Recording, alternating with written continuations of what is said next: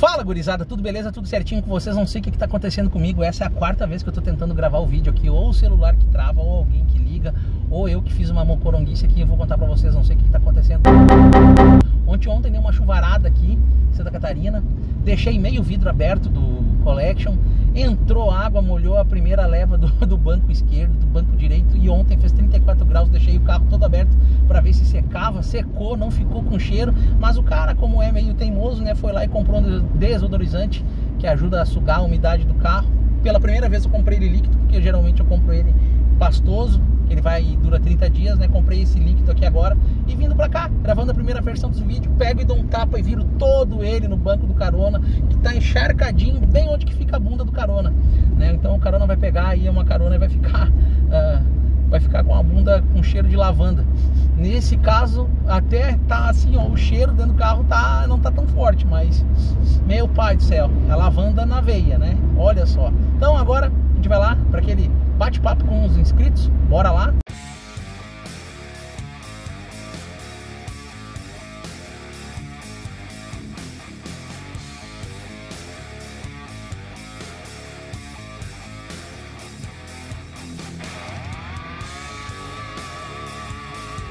Bom, vamos começar aqui pela primeira, obviamente, né? Termodinâmica e mecânica. Falando sobre aquele vídeo onde que eu falo sobre o farol Orgus e da Taick TYC, tá? Taick é melhor que Orgus, com certeza.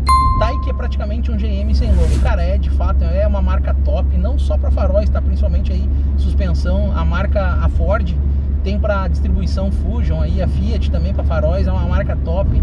E eu tô de acordo contigo, com certeza é muito mais próximo do original do que um Orgus. Mas o Orgus de segunda linha, no caso, é o melhor que tem na segunda linha. Nunca vai ser um original, né? Mas a Taick de fato é muito boa, tá? Vamos lá, mais uma aqui do meu amigo Jonathan, ex-dono da Maré, ex-dono do Monza Club, sobre o vídeo onde que eu falo sobre o Vectra para uso diário. Aliás, esse vídeo aqui de bate-papo aqui vai focar mais na questão de Vectra, tá? Olha o que o Jota diz aqui: levando em conta somente o tipo de carro, sem considerar manutenção ou peça de acabamento, eu escolho o Vectra A. Conforto ao rodar, economia de combustível são inigualáveis, mas no lado racional, considerando manutenção e tudo mais, eu vou de Vectra B. Cara, não tem como negar isso.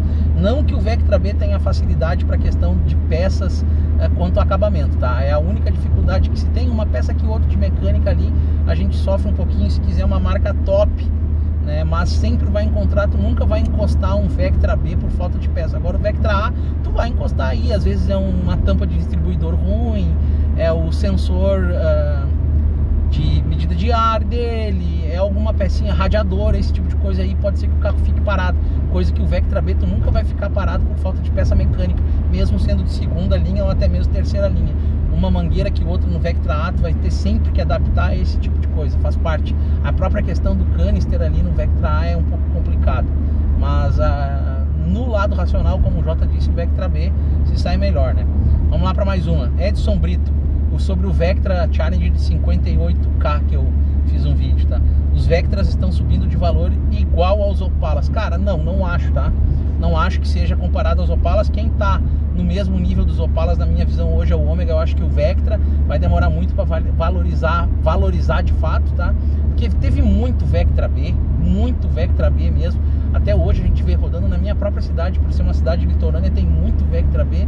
Então eu acredito que algumas versões do Vectra B sim vão ficar aí, que vão cair no gosto. Já estão aí, né? Elas estão começando a pegar preço. Dentre elas aí eu destaco o Challenger, de fato, porque o Challenger foi muito pouco, principalmente no ano de 2002 com teto solar aí. Então a gente tem conhecimento de um pouco mais de 500 unidades do ano de 2002 rodando. Então eu considero ele sim o Vectra B mais raro que tem rodando hoje. Se a gente for pro Vectra A, eu acredito que o GSI tenha menos que 500 rodando, tá? Mas logo depois disso eu colocaria aí talvez o Collection, não por uma questão de ser completo ou não, mas por ser uma série de despedida, digamos assim, para depois o Elite ali, que teve muito Elite, com todos os gostos e sabores, né? Elite com teto solar, sem teto solar, câmbio automático, câmbio manual, esse tipo de coisa, né? Mas eu acho que ainda não chegou no nível do Opala, tá?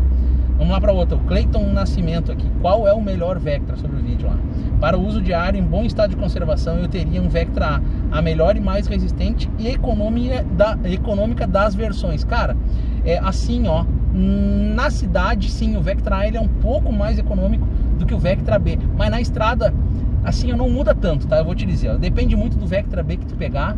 Eu acredito que ele se assemelhe muito. Eu mesmo já tirei médias ótimas na estrada e na bomba de combustível, né? Na casa de 15 e pouco quilômetros por litro. Então, coisa que o Vectra A fazia com os pés nas costas, tá? Talvez, é só a minha opinião, tá? Deu uma diferença aí de uns 10% quanto à economia, mas eu acho que isso não se pagaria se tu for usar no uso diário de fato em comparação ao Vectra B, né? Talvez tu vá ficar engatado aí com alguma peça, como eu falei anteriormente, alguma peça aí pro Vectra A e que tu não fique pro Vectra B, beleza? Vamos lá, aqui mais uma. Will Lucchesi, qual o melhor Vectra para o dia a dia? Tive um Vectra A 95, ele é ótimo para o uso diário. Gostaria de ter um Vectra B. Cara, assim, ó, eu sou apaixonado pelo Vectra A. Esse final de semana o Andy estava lá em casa.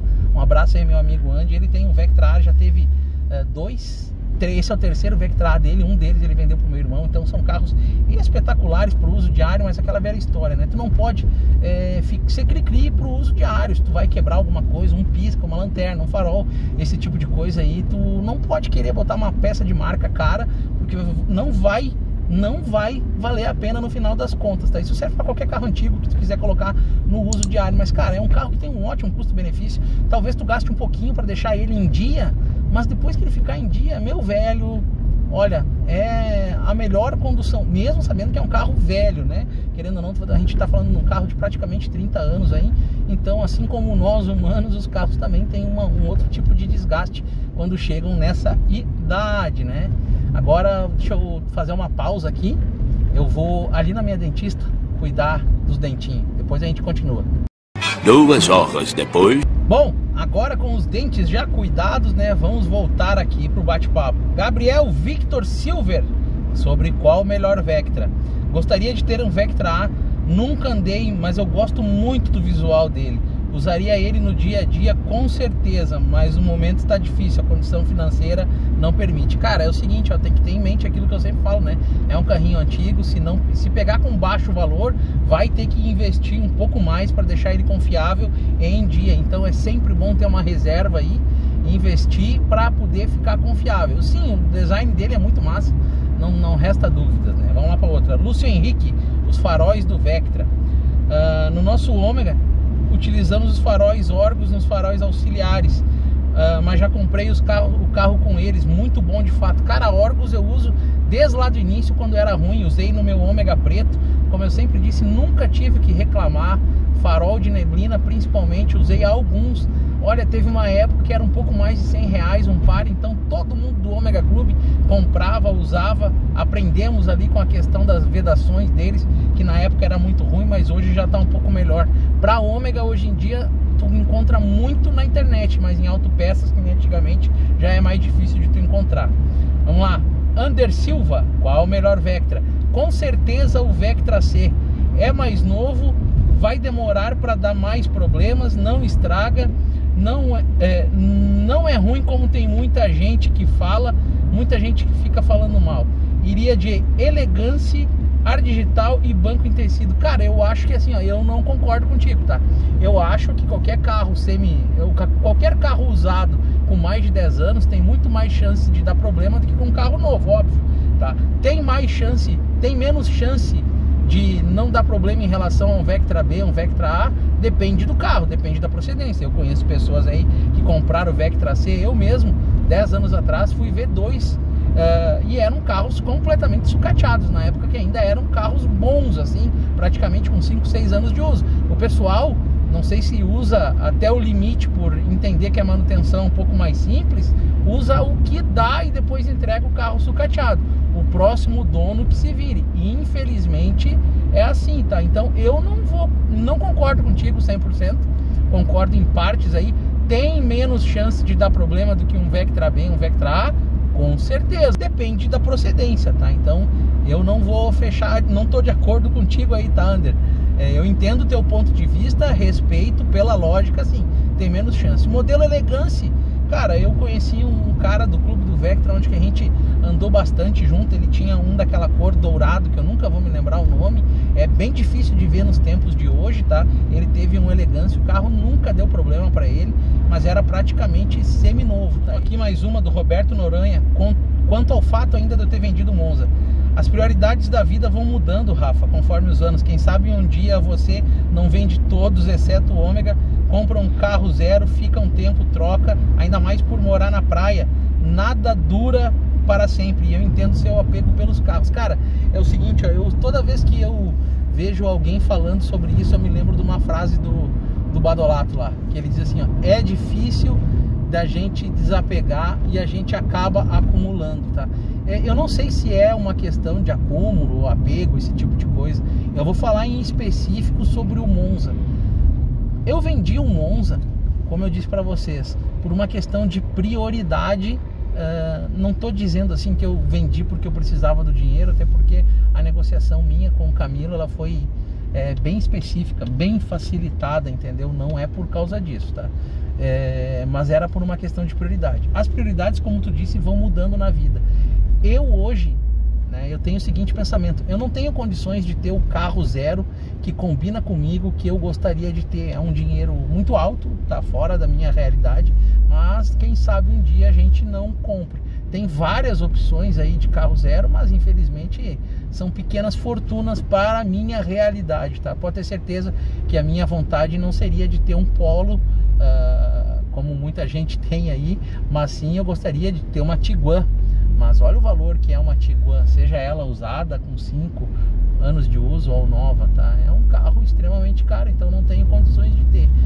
Sobre mudar as prioridades, claro, a gente pode mudar. Dificilmente eu venderia hoje tanto o Collection quanto a Maré se não fosse alguma coisa relacionada à saúde, tá?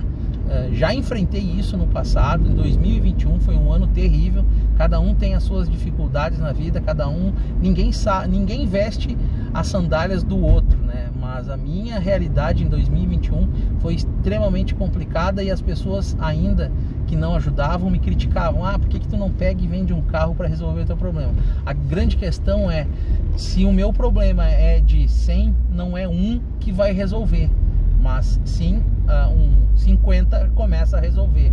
Outra, envolvendo doença, quando tu estás doente, tu não consegue pensar muito certo, né? Tu não tem um pensamento alinhado, tu fica debilitado física e psicologicamente, tá? Mas eu acho muito difícil eu vender os carros, ficar só com o Ômega para ter um zero, tá? Mas a vida é uma caixinha de surpresa. Vamos lá para mais uma aqui. Matheus do Turbão, ele fala aqui sobre um short que eu fiz sobre a Alfa 164. Vidros elétricos, trava elétrica, direção hidráulica, ar-condicionado completo, motorzão pelo preço médio de 20k. Não entrega muito? Qual carro entrega tudo isso por esse preço? Cara, lasanha geralmente entrega muito, e ela te toma conforme for o tempo, até mesmo para tu colocar ela rodar, tá? Então não se engane quanto a isso. Lasanha é lasanha, sempre será lasanha. Eu tive um colega de trabalho que em 2008 teve uma Super branca com câmbio manual espetacular, o carro 83 mil quilômetros. Ele vendeu na época por um baita preço, 19.900. O carro foi para São Paulo, se não me falha a memória. Era um baita carro, mas só o que ele gastou na embreagem, eu nunca me esqueço, ele gastou 5 mil reais em embreagem, mão de obra e peça de qualidade na época. Ou seja, isso aí é um quarto do valor do que o carro custa. Hoje em dia, se não custa um quarto, custa mais do que isso. Matheus, lasanha sempre vai ser lasanha. Ela sempre vai entregar. É como tu comprar uma BMW V12, né? É um motorzão, é uma nave espacial, mas para colocar ela ser confiável, rodar aí para tu poder passear, com total certeza tu vai gastar aí um preço muito próximo do que custou o carro. Se ele custou 50, tu pode separar aí uma conta de 30, 40 ou até mesmo 50k para colocar ela a rodar, né? Lasanha é lasanha, nunca vai deixar de ser. Lembra disso, né? Bom, vamos para a última lá, do Nico Felipe aqui, falando sobre Vectra ainda, tá? Tenho um e o meu uso no dia a dia, faz 9 e 10 km por litro, não acho a manutenção muito cara e recomendo o carro. Nico, eu recomendo também, desde que tenha procedência, aquela velha história, né? Se tu quer colocar para o uso diário, tu tem que ter ciência de que tu vai gastar uma graninha para deixar ele em dia, tá? Essa graninha aí, se tu não tiver ela de reserva, tu pode gastar até mesmo o valor do carro, né? Se o carro custou 12, é fácil de tu chegar numa conta rapidinho de 5 só na suspensão e pneu, roda e pneu, por exemplo, né? Você vai ter que trocar mola, amortecedor, você vai ter que trocar alguma bucha, esse tipo de coisa. É bastante fácil de chegar numa conta aí de 5K, só um jogo de pneu aí, se tu for colocar na medida 14, que não tem muita opção pra tu comprar, tu vai arrancar de aí uns R$1.200 mais ou menos. Então sim, se tiver procedência eu recomendo, caso contrário não recomendo, tá? Isso não é só pro Vectra A, já que a gente tá falando de Vectra A aí em específico, tá? Mas é pra qualquer carro mais antigo aí, aquela velha história de sempre, né? Tem que ter uma procedência, né? Senão é dor de cabeça na certa. O uso diário talvez fique mais parado do que o uso daí. Bom, gurizada, eu acho que era isso, mais um bate-papo com os inscritos aí. Cometi algumas cagadas aí no início do vídeo aí, aqui no carro. Pensa num carro que tá cheirando a lavanda, né? Mas já peguei uma dica lá enquanto eu tava na dentista, peguei uma dica do pessoal da área de membros ali, do que fazer para deixar limpinho o estofado aí, sem agredir muito. Agora é esperar a Mara chegar do trabalho aí no final de semana e se grudar comigo aí pra gente tentar o máximo possível de deixar limpo, né? Bom, gurizada, eu acho que era isso. Fica aqui meu agradecimento a todos vocês que acompanharam até aqui, né? Muito obrigado. Se gosta desse tipo de conteúdo, deixa nos comentários aí. Em breve a gente vai estar batendo um papo aí sobre o assunto, baseado nos comentários que vocês deixam nos vídeos. Não esquece de curtir, se não é inscrito no canal, por favor, se inscreva. Feito, gurizada? Aquele abraço, fiquem todos com Deus.